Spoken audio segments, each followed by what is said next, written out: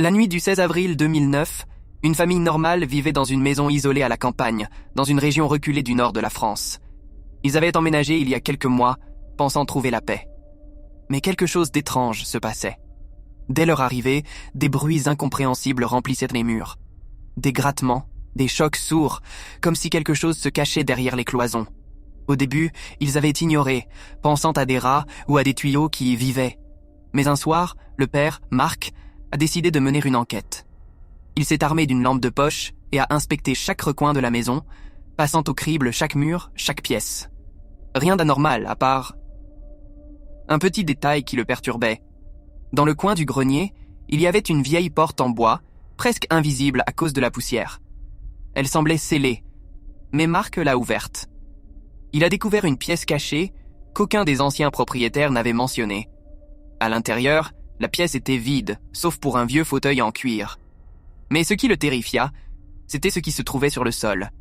Un petit tas de sable et une grande tache rouge foncée, séchée.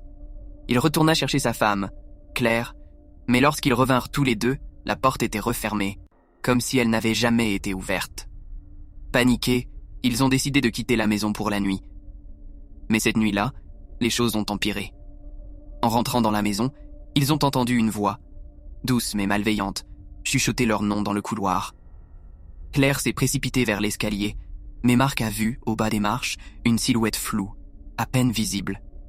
C'était un visage pâle, avec des yeux noirs vides. Il ne disait rien. Juste, il les regardait. Une peur glacée a envahi Marc, il a attrapé Claire par le bras et ils ont couru hors de la maison. Mais au moment de quitter la porte, un cri déchirant a résonné derrière eux. Ils ont ensuite appris que la maison avait une histoire macabre. Un ancien propriétaire, un homme nommé Henri, avait disparu des années plus tôt, sans laisser de traces. Certaines rumeurs disaient qu'il avait pratiqué des rituels occultes dans la pièce cachée. Finalement, après avoir demandé à la police de l'époque, ils ont découvert que cette maison était connue pour être un endroit maudit par les habitants du village voisin. Beaucoup affirmaient avoir vu la silhouette de Henri dans la fenêtre des années après sa disparition. Le couple n'a jamais pu expliquer ce qu'ils ont vécu et ils ont quitté la région définitivement.